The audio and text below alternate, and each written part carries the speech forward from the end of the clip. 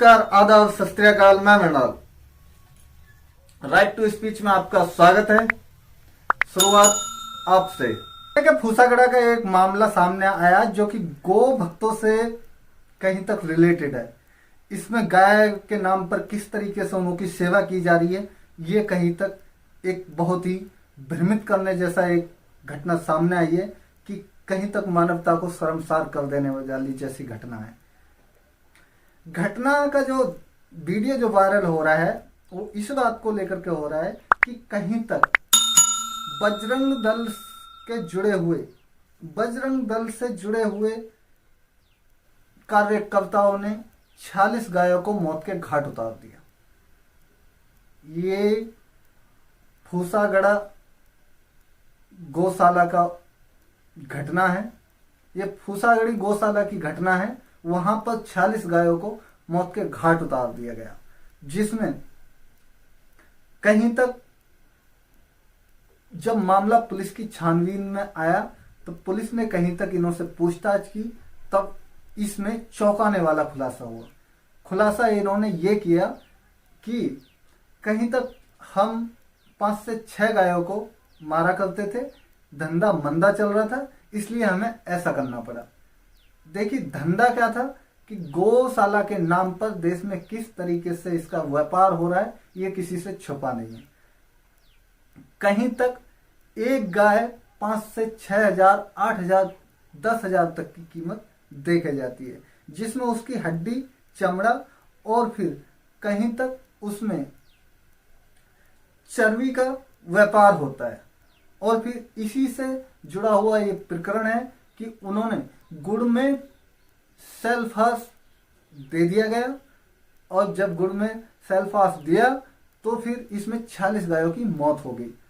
और उसके बाद में पुलिस हरकत में आई और फिर इसकी छानबीन शुरू कर दी। जो इसका सरगना है अमर उर्फ अमित, वो मौके से फरार है, उसको पुलिस तलाश कर रही है। इन 46 गायों को मौत के घाट उतारने में बजरंग दल के 6 कार्यकर्ताओं ने इसको अंजाम दिया। देखिए खास रिपोर्ट में। नाम पर लिंचिंग करने वाले, वो भी बीजेपी। गाय के नाम पर सियासत करने वाले कहां हैं? गाय के नाम पर लिंचिंग करने वाले कहां हैं? गाय के नाम पर चुनाव लड़ने वाले कहां हैं? और गाय के नाम पर कारोबार चमकाने वाले कहां हैं? एक नहीं, दो नहीं, पूरी 45 गायों को जहर देकर मार दिया गया, वो भी बीजेपी के राज में। जी हां, हरियाणा में, जहां खट्टर सरकार है, जहां गृह मंत्री अनिल विज हैं, जहां गौरक्षक मजबूत हैं, जहां बजरंग दल के कारिंदे गली गली हैं। मुसलमानों की नमाज पढ़ने पर जिनका खून खौल उठता है, मुसलमानों के टिफिन में और खाने में झांकने वाले आखिर कहां हैं? आखिर कैसे बीजेपी के राज में 45 गायों की हत्या कर दी गई? बोलता हिंदुस्तान पर मैं हूं आपके साथ मिर्जा शाकिर अली बेग। हरियाणा के करनाल के फूसगड़ा गौशाला में 45 गायों की मौत पर बड़ा खुलासा हुआ है। इन गायों को गुड़ में सल्फास देकर मार दिया गया। गायों के कम मरने की वजह से धंधा मंदा पड़ गया था और ऐसे में ठेकेदार के कारिंदों ने यह वारदात अंजाम दे दी। इसके लिए शराब पीकर पूरी साजिश रची गई। उन्हें एक गाय की खाल चर्बी बेचने से 8 से 10 हजार रुपए की कमाई होती थी। आरोपी पहले भी ये काम कर चुके थे, लेकिन तब वो 4 से 5 गायों को मारते थे। इस घटना में 45 से ज्यादा गायों की मौत हो गई। सो मामला उजागर भी हो गया और आरोपियों की धरपकड़ के लिए पुलिस भी मजबूती से दौड़ने लगी। पूरी वारदात का मास्टरमाइंड ठेकेदार अमर उर्फ अमित अभी भी फरार है। 27 जनवरी की सुबह खबर आई कि फूसगढ़ गौशाला में गायों की मौत हुई है। रात 2 बजे से गायों की मौत शुरू हुई थी। सुबह होने तक 45 गाय मर चुकी थी। इसमें से 10 गाय बीमार भी पाई गई। इसके अलावा ये मामला जब पूरा संदिग्ध बनने लगा तब प्रशासन भी हरकत में आया। गाय की विसरा जांच के लिए भेजा गया, लेकिन कोई भी ठोस निष्कर्ष नहीं निकला। दोस्तों, दिल्ली में एमसीडी चुनाव की प्रक्रिया कंप्लीट हो गई है। एमसीडी चुनाव में डिप्टी मेयर और फिर मेयर के चुनाव आज यानी कल मेयर के चुनाव कंप्लीट हो गए, जिसमें बीजेपी और आम आदमी में आमने सामने की टक्कर देखने को मिली। वहीं पर बीजेपी की उम्मीदवार रेखा गुप्ता को 116 वोट प्राप्त हुए, तो वहीं पर आम आदमी पार्टी की उम्मीदवार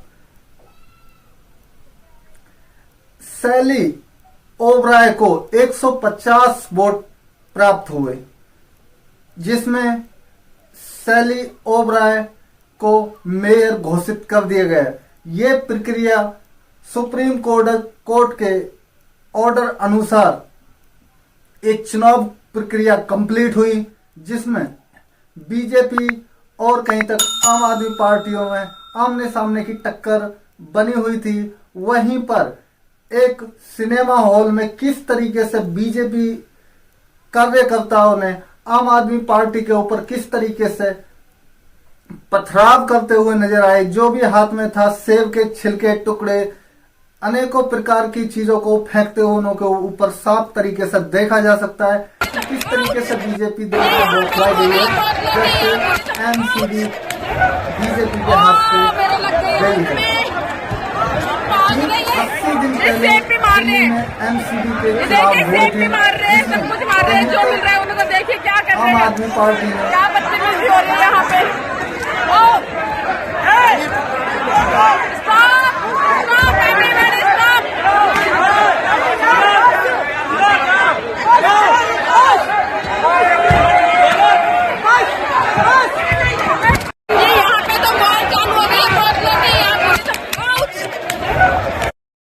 एक बहुत अच्छी खासी पकड़ बनाई थी और एमसीडी चुनावों को डिक्लेयर कर लिया था।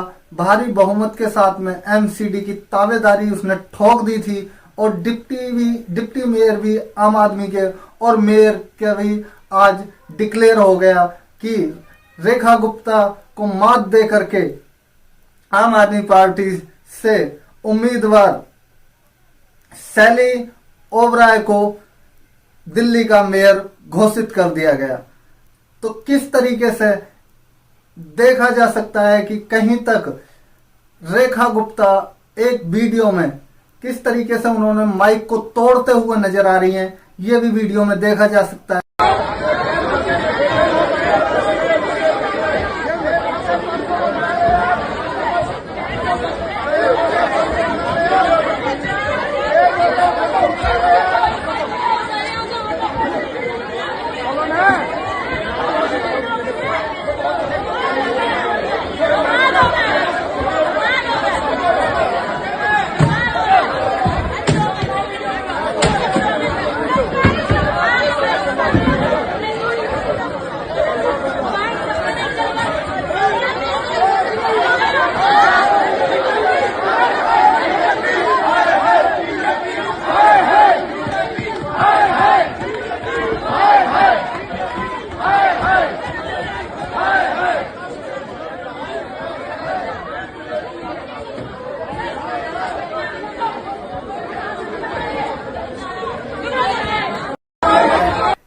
इनों का दर्द किस तरीके से ये अपने दर्द को बयां कर रहे हैं कि कहीं तक जो बीजेपी चाहती थी वो नहीं हो पाया, जो एलजी सरकार चाहती थी वो नहीं हो पाया दिल्ली के अंदर, और मेयर की कुर्सी छिनती हुई नजर आने के बाद में इन्होंने कितना अपना रुद्र रूप अख्तियार कर लिया कि इन्होंने माइक को ही पटक पटक करके तोड़ डाला और कहीं तक माइक पर ही इन्होंने अपना गुस्सा दिखाने का काम किया।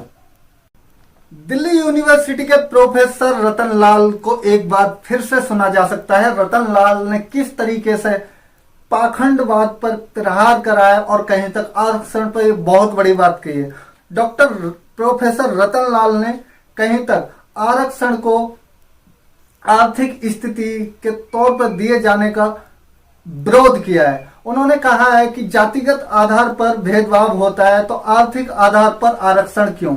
वीडियो में साफ तौर पर देखा जा सकता है कि किस तरीके से वो कहीं तक मनुवाद को लताड़ते हुए नजर आ रहे हैं और उन्होंने डायरेक्ट ही कहा है कि कभी नहीं सुना कि किसी पंडित के साथ में छुआछूत जैसा भेदभाव हुआ हो या कहीं भी किसी भी ब्राह्मण को हमारे समाज के जरिए घोड़ी पर चढ़ने या फिर बारात में कहीं तक रोकने या फिर कहीं तक उसके साथ में ऊंच नीच का कोई भी ऐसा दुर्व्यवहार हुआ हो आज तक के इतिहास में देखा जा सकता है। ये 100% आरक्षण को बनाए रखना चाहते हैं और फिर आने वाले कल में भी शामिल होना चाहते हैं। जाति के आधार पर। और जातिगत जो भेदभाव होता है आपने झेला है। यहाँ कितने यूनिवर्सिटी में मैं पढ़ाता हूँ, किस किस तरह के केसेस होते हैं आप कल्पना नहीं कर सकते। दमन जाति के आधार पर होता है, आर्थिक आधार पर दमन नहीं होता। आर्थिक आधार पर होता है, उसके कारण अलग है। दमन मेरा ज्यादा होता है क्योंकि मैं बोल रहा हूँ, आवाज उठा रहा हूँ। जो दलित चुपचाप सरेंडर किया हुआ है उसका दमन नहीं हो रहा, तो बेचारा मान चुका है। ये आवाज दबाने के लिए दमन होता है। इस बात को सोशल एक्सक्लूजन है। जातियां जो है दिमाग में है। ये जाति जाति नहीं, जितना पढ़े लिखे लोग हैं। जाति जो है गरीब ब्राह्मण ने नहीं बनाई है, जाति पढ़े लिखे ब्राह्मणों ने बनाई है।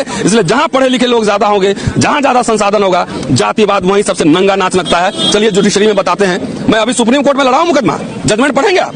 मैं दिल्ली विश्वविद्यालय में पढ़ाता हूं। चलिए वाइस चांसलर कैसे जातिवाद करता है, कैसे प्रिंसिपल करता है, मैं दिखाता हूं आपको। तो इसलिए इसके बारीकी को समझने की जरूरत है। ये जाति के आधार पर नफरत है। तो जातीय दमन जो है एफिडेविट देकर नहीं होता है, तो दिमाग में रहता है, पता है कि रतनलाल दलित है, इसके साथ कैसे भेदभाव करना है। 10 किताब लिख के मेरी मेरिट नहीं है। अब 52 जो है कुंजी लिख के उसकी मेरिट हो जाती है। सुप्रीम कोर्ट ने यही कहा है।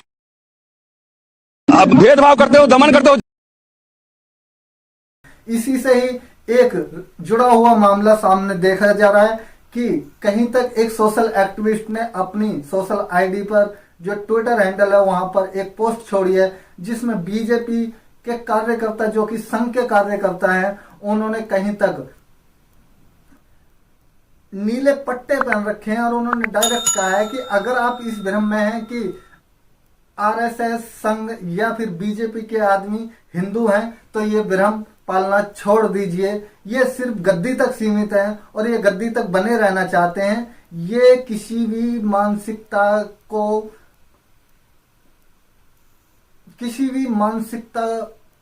या किसी भी स्तर तक जाने के लिए कुछ भी कर सकते हैं, क्योंकि इन्हों को कोई हिंदू प्यारा नहीं है, कोई भी ऐसा किसी भी धर्म से रिलेटेड नहीं है। बस ये अपने स्वार्थ की लड़ाई लड़ रहे हैं और आने वाले कल में हमें इससे सचेत रहना है, सजग रहना है कि ये कुछ भी कैसा ही भी रूप अख्तियार कर सकते हैं। ये पिछले इतिहास अगर देखा जाए तो इन्होंने कहीं तक, चाहे बात मुगलों की रही हो, चाहे बात अंग्रेजों की रही हो, किसी भी शासन की बात रही हो, इन्होंने हमेशा ही उसका समर्थन किया है और कहीं तक सत्ता पक्ष हमेशा ये बने रहे हैं।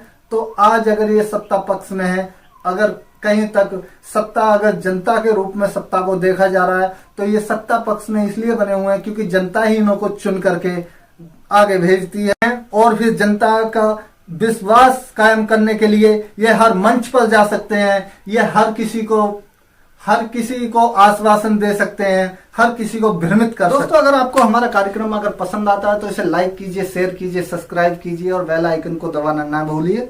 मिलेंगे किसी नेक्स्ट वीडियो में, तब तक के लिए जय हिंद, जय भारत।